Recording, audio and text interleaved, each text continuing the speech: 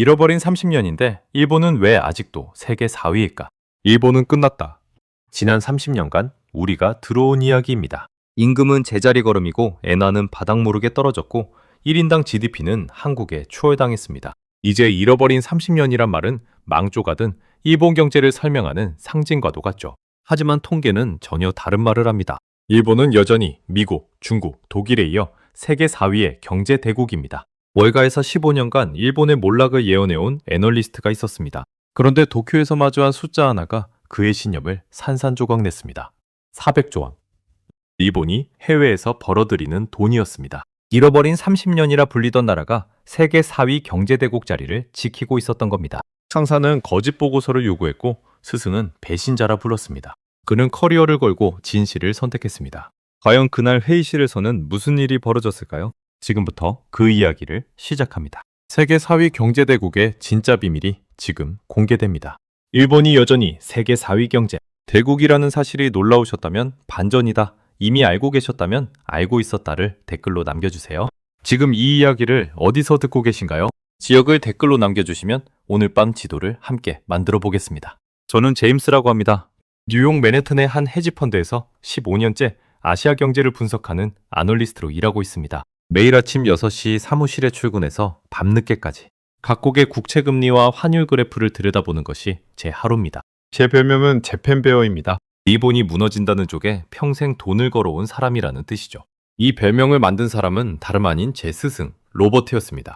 로버트는 90년대 버블이 터지기 직전 일본 주식을 전부 매도하고 미국으로 돌아온 전설적인 투자자였습니다. 그가 입버릇처럼 하던 말이 있습니다. 일본은 이미 끝난 나라다. 저는 그 말을 믿고 자랐습니다.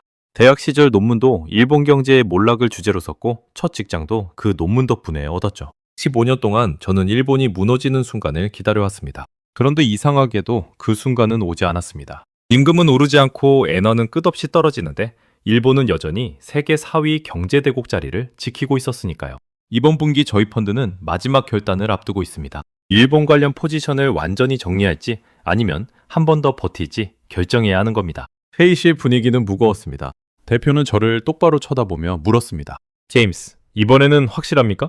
저는 망설임 없이 그렇다고 답했지만 속으로는 작은 균열이 시작되고 있었습니다. 15년 동안 확신했던 것들이 최근 몇 달 사이 조금씩 흔들리고 있었기 때문입니다. 그 결정을 위해 저는 도쿄행 비행기에 올랐습니다. 14시간의 비행 내내 저는 노트북을 펼쳐놓고 그동안 모아온 자료들을 다시 훑었습니다. 창밖으로 어두운 태평양이 끝없이 펼쳐졌고 저는 이상하게 초조했습니다. 확신에 찬 애널리스트라면 느끼지 말아야 할 감정이었습니다. 나리타 공항에 도착하자 저를 마중 나온 사람은 현지 리서치를 도와줄 경제학자 유키였습니다. 유키는 첫 마디부터 저를 당황하게 만들었습니다. 제임스 씨는 일본을 숫자로만 보시는군요. 저는 대답했습니다. 숫자가 전부 아닌가요? 유키는 웃으며 말했습니다. 숫자를 제대로 보면 다른 결론이 나올 텐데요. 저는 코웃음을 쳤습니다. 15년간 봐온 숫자였습니다. 제가 모를 리 없다고 생각했죠. 유키는 더 이상 말하지 않고 앞장서서 걸었습니다. 도쿄의 밤거리는 화려했고 사람들은 활기차게 움직였습니다. 이게 정말 끝난 나라의 풍경인가? 저는 속으로 되뇌었습니다. 하지만 다음날 아침 유키가 건넨 자료 한 장을 보는 순간 저는 손에 들고 있던 커피잔을 그대로 내려놓을 수밖에 없었습니다.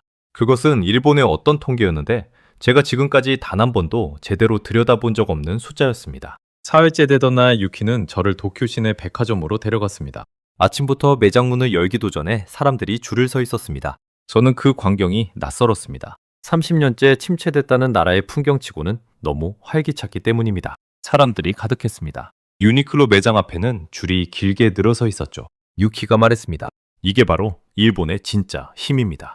저는 무슨 뜻이냐고 물었습니다. 인구 1억 2천만 명입니다. 소득 수준도 높죠. 이 정도 규모의 소비 시장을 가진 나라는 미국과 일본뿐입니다. 저는 숫자를 다시 확인했습니다. GDP의 절반 이상이 민간 소비였습니다. 해외에서 흔들려도 국내에서 버틸 수 있는 구조였습니다. 유키가 덧붙였습니다. 여기서 검증받은 제품만 해외로 나갑니다. 토요타 하이브리드도 무인양품도 다 그렇게 컸습니다. 저는 매장을 둘러보며 물건 하나하나를 유심히 살폈습니다. 포장까지 완벽했습니다. 까다로운 소비자들이 만든 결과물이었습니다.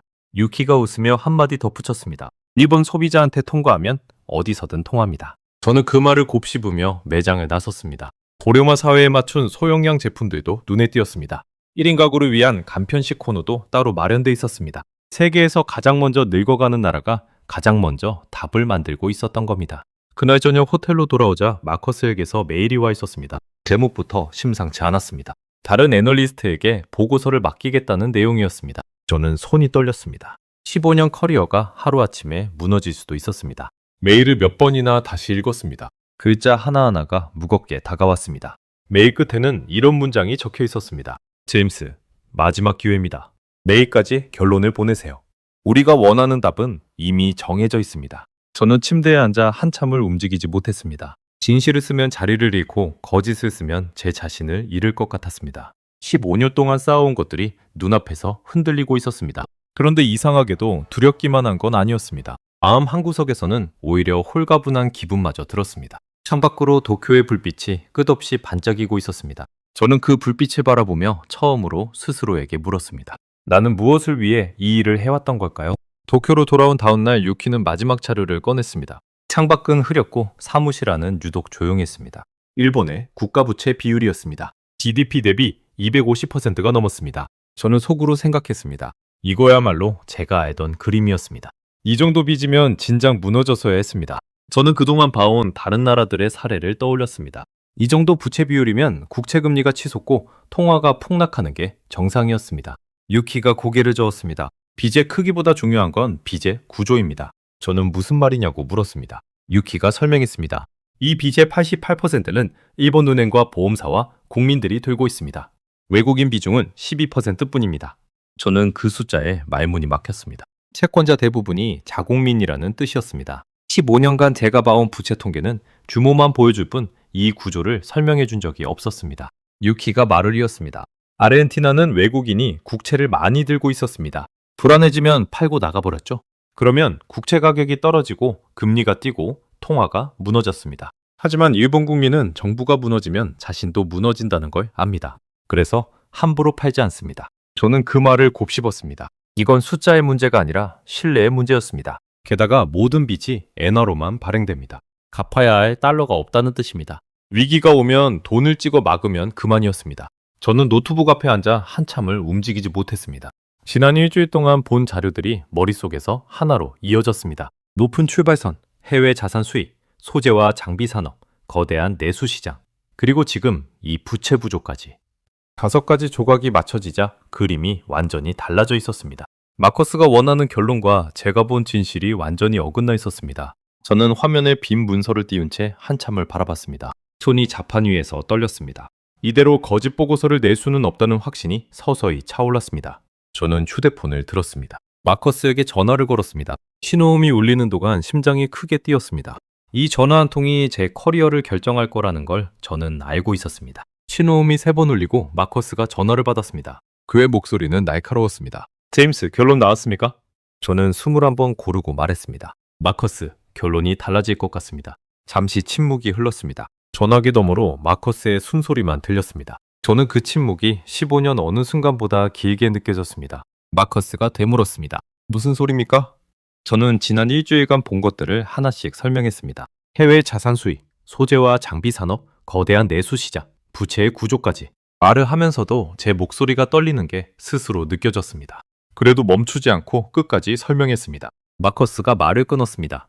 제임스, 지금 이사회 앞에서 반대로 말하겠다는 겁니까? 저는 대답했습니다. 사실을 말하겠다는 겁니다. 마커스의 목소리가 커졌습니다. 우리는 이미 포지션을 크게 잡아놨습니다. 당시엔 보고서 하나로 우리 펀드가 흔들릴 수도 있어요. 저는 잠시 눈을 감았습니다. 심장이 터질 듯 뛰고 있었습니다. 그리고 말했습니다. 그렇다고 없는 걸 있다고 쓸 수는 없습니다. 마커스가 소리쳤습니다. 그럼 자리 내놓을 각오는 됐습니까? 저는 짧게 답했습니다. 맺습니다. 전화가 끊겼습니다. 저는 한참을 그대로 앉아 있었습니다. 손끝이 차가웠습니다. 방금 무슨 일을 저지른 건지 실감이 나지 않았습니다. 유키가 조용히 다가와 말했습니다. 잘하셨어요. 저는 웃음이 나왔습니다. 잘한 건지는 모르겠지만 후회는 없었습니다. 다만 이걸로 끝이 아니었습니다. 유키가 마지막으로 보여준 자료에는 어두운 그림자도 있었습니다. 고령화, 저출산, 엔저. 일본이 안고 있는 진짜 위험이었습니다. 자산을 쥐고 있던 노년 세대가 이제 서서히 세상을 떠나고 있었습니다. 그 돈이 빠져나가면 국채를 받쳐주던 힘도 함께 약해질 거라는 설명이었습니다.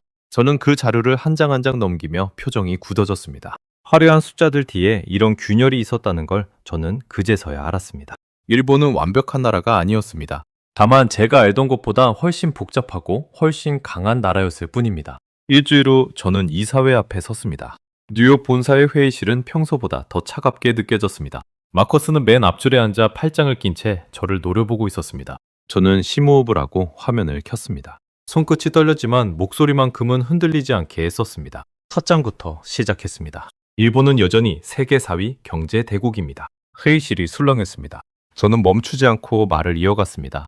높은 출발선, 막대한 해외 자산 수입, 세계를 지배하는 소재와 장비 산업, 1억 2천만 명의 내수 시장, 그리고 안정적인 부채 구조까지 5가지 축이 일본을 떠받치고 있다고 설명했습니다. 물론 위험도 숨기지 않았습니다. 고령화와 저출산, 엔저 문제도 그대로 담았습니다. 밝은 면만 보여주는 보고서는 진실이 아니라고 생각했기 때문입니다. 발표가 끝나자 정적이 흘렀습니다. 아무도 입을 열지 않았습니다. 마커스가 자리에서 일어나 말없이 회의실을 나갔습니다. 문이 닫히는 소리가 유독 크게 들렸습니다. 다른 임원들은 서로 눈치를 보며 자료를 뒤적이기 시작했습니다. 그날 오후 저는 인사팀에서 연락을 받았습니다. 프로젝트에서 배제됐다는 통보였습니다. 예상했던 일이었습니다. 짐을 정리하며 책상을 둘러보니 15년의 시간이 스쳐 지나갔습니다. 그런데 이상하게 마음은 가벼웠습니다. 몇 달 후 이사회는 제 보고서를 근거로 포지션을 조정했습니다. 예측이 맞아떨어지자 회사는 저를 다시 불렀습니다. 하지만 저는 이미 예전의 제가 아니었습니다. 숫자 너머를 보는 법을 배웠으니까요. 도쿄를 떠나던 날 유키가 공항까지 배웅해줬습니다. 겨울 하늘은 맑았고 활주로 너머로 비행기들이 줄지어 이륙하고 있었습니다. 유키가 말했습니다. 이제 일본을 제대로 보시는군요. 저는 웃으며 답했습니다. 아직 다 안다고는 못하지만 적어도 편견은 버렸습니다. 유키가 손을 내밀며 마지막으로 말했습니다. 다음에 오시면 진짜 숫자 말고 다른 것도 보여드릴게요. 비행기에 올라 창밖을 보며 저는 생각했습니다. 잃어버린 30년이라는 말은 어쩌면 우리가 보고 싶은 것만 본 결과였을지도 모릅니다. 15년간 저는 무너지는 순간만 기다렸습니다. 하지만 진짜 봐야 했던 건 버텨내는 힘이었습니다. 진짜 일본은 조용히 버텨온 나라였습니다. 잃어버린 30년인데 일본은 왜 아직도 세계 4위일까? 일본은 끝났다. 지난 30년간 우리가 들어온 이야기입니다. 임금은 제자리 걸음이고 엔화는 바닥 모르게 떨어졌고 1인당 GDP는 한국에 추월당했습니다. 이제 잃어버린 30년이란 말은 망조가든 일본 경제를 설명하는 상징과도 같죠. 하지만 통계는 전혀 다른 말을 합니다. 일본은 여전히 미국, 중국, 독일에 이어 세계 4위의 경제 대국입니다. 월가의 애널리스트 제임스가 일본은 끝났다는 자신의 오랜 투자 논리를 마지막으로 검증하러 도쿄에 왔다가 데이터를 파고드스로 흔들리기 시작하는 이야기입니다. 오늘 이야기 어떠셨나요? 숫자 뒤에 숨은 진짜 이야기 앞으로도 계속 전해드리겠습니다. 구독과 좋아요는 다음 이야기를 만드는 큰 힘이 됩니다. 다음 영상에서 또 만나요.